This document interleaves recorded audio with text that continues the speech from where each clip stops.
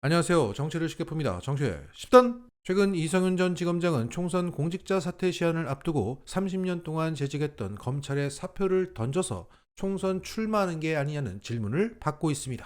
이런 가운데 오늘 MBC 신장식 라디오 방송에 출연한 이성윤 지검장은 보다 구체적인 얘기를 했습니다. 김건희 특검법의 재의결에 대해서 회의적인 전망을 내놓으면서 저는 김건희 씨 관련된 진실은 반드시 규명돼야 되고 이게 정의고 시대 정신이라고 생각합니다. 도이치모터스 사건뿐만 아니고 김건희 씨 관련돼서 나온 디올백 사건이라든가 양평 고속도로라든가 코바나 컨텐츠라든가 이걸 국민들이 범죄적 의심을 갖고 있는 것을 모두 포괄하는 김건희 종합특검이 재추진되어야 한다고 생각합니다. 그래서 제가 여기서 김건희 씨나 윤석열 씨를 잘 알고 있기 때문에 멋있습니다. 김건희 씨, 윤석열 씨!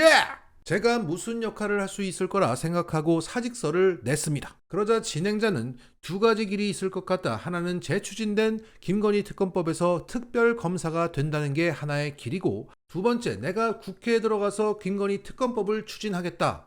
어느 쪽입니까? 저는 여러 번 말씀드렸다시피 김건희 씨 관련해서 특별검사로 지명되는 기적이 생긴다면 소명으로 알고 결코 피하지 않겠습니다. 지금도 그런 각오는 변함이 없고요.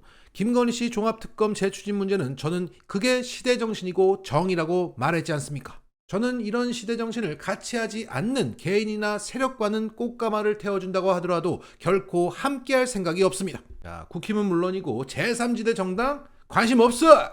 이거죠. 그러자 진행자는 그럼 그 시대정신과 같이 하는 정치 세력과는 함께 이번 총선을 준비할 가능성은 열려 있다는 얘기입니까?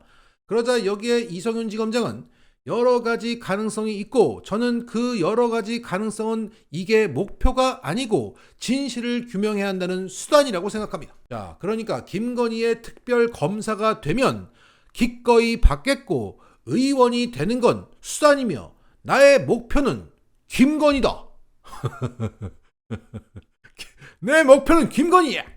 자, 여기서 최근 진행되었던 북콘서트에서 이성윤 지검장은 서울중앙지검장 재임 시절 탈탈 털었느냐 라는 질문을 받았고 여기에 피가 거꾸로 솟는 얘기라며 대통령이 문재인이라는 게 중요한 게 아니라 검찰총장이 윤석열이었다는 게 중요하다라고 답했습니다. 자, 그러니까 지금 용산에서 김건희 도이치모터스 특검법을 거부하면서 이성윤이 서울중앙지검장일 때 2년 동안 탈탈 털었다고 말했습니다. 거기에 이성윤 지검장은 그런 얘기를 들으면 내가 피가 거꾸로 솟는다고 말했던 겁니다.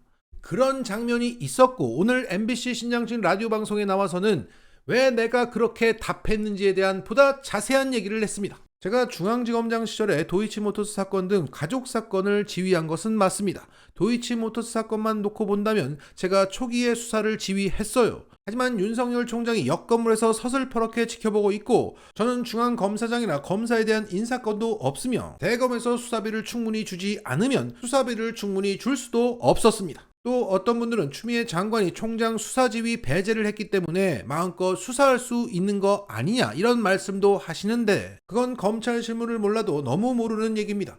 그 배제된 3건 외에는 나머지 모든 사건은 총장이 지휘할 수가 있습니다. 마음껏 지휘할 수가 있습니다. 그리고 또 뒤에서 또 특갈비 주면 컨트롤 해버리면 중앙검사장 왕따가 되어버리고 했거든요. 또 그 당시에 윤석열 총장은 중앙지검을 지휘하는 저에게 전화를 해가지고 네가 눈에 뵈는 게 없냐? 제가 방송이니까 비속어를 쓸 수 없습니다만은 그런 막말을 한 사람이에요. 중앙검사장한테.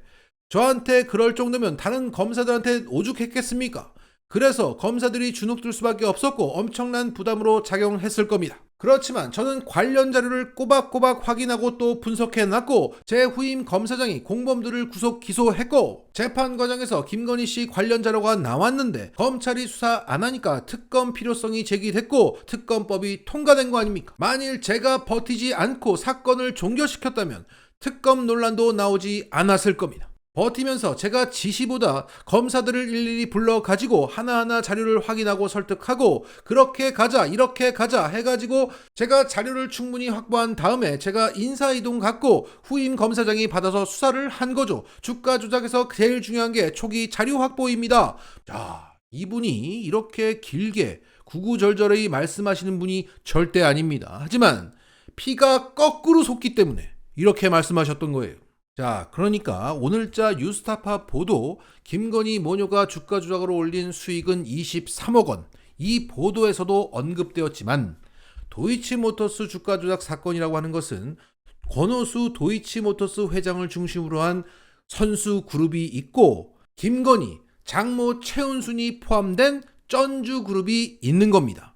이 쩐주 그룹은 이 주가 조작으로 해서 총 90억 이상의 수익을 올렸지만 지금 멀쩡히 거리를 돌아다니고 있습니다. 이 사람들이 죄다 거리를 돌아다닌 이유는 여기 안에 김건희와 최은순이 포함되어 있기 때문입니다. 이런 가운데 현재 선수 그룹만이 검찰로부터 기소가 됐고 깜빵에 간 상황입니다. 여기서 검찰이 그 선수 그룹을 깜빵에 넣으려는 과정에서 김건희 모녀의 통정 매매 증거들, 녹취록, 증언들, 올린 수익 등의 관련 자료들이 함께 법정에 제시되었고 그걸 뉴스타파가 입수해서 보도를 한 것이고 그 여론을 가지고 민주당이 받아서 특검법을 추진해서 여기까지 온 겁니다. 결국 시작은 이성윤이었던 겁니다. 2021년 6월까지 이성윤 지검장이 그 모욕과 수치심을 견디면서 초기 증거들을 확보했고 검사들을 설득했고 방향을 제시했다. 하지만 윤석열은 물심양면으로 계속 나를 방해했고 이후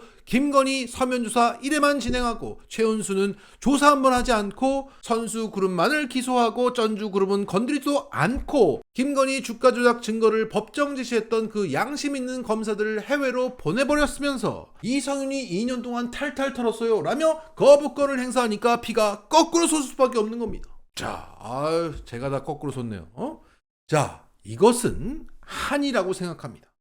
이성윤 지검장에게 김건희는 목표이자 한입니다. 때문에 모든 것은 수단이 되는 겁니다. 자, 정리하겠습니다. 김건희가 목표인 남자 이성윤 하고 싶은 거 다 해. 딱.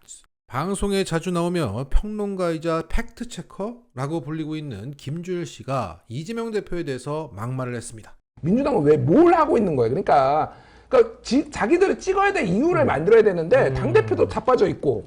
자, 생사를 구했던 사람을 두고 자빠져 있다뇨. 같은 당인 김한규도 저렇게 당대표를 뭐라고 하니까 나도 뭐 깐다 뭐 이런 거예요? 공식적인 사과를 요구합니다. 김준일 씨의 락스뉴스!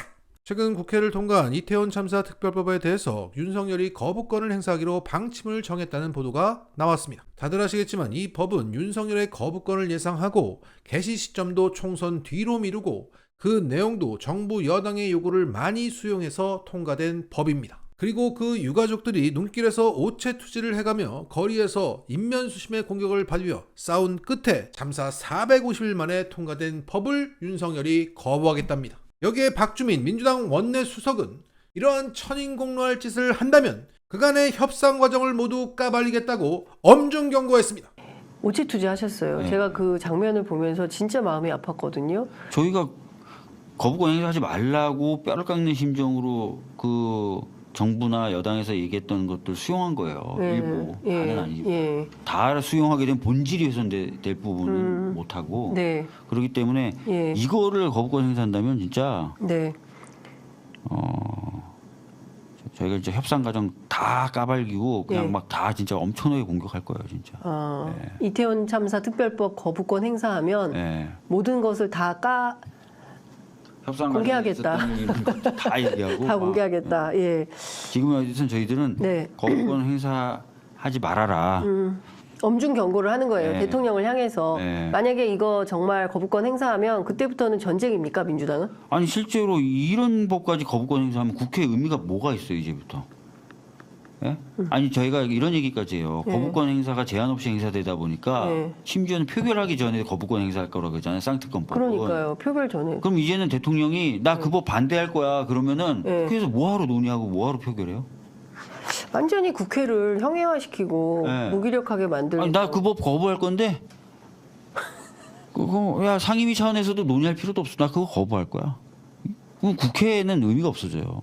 이래서 대통령 거부권을 무력화시킬 민주당 200석이 필요한 겁니다. 민주당 200석이 안 되면 앞으로의 3년을 지난 2년보다 더한 지옥에서 살아야 한다. 마치겠습니다.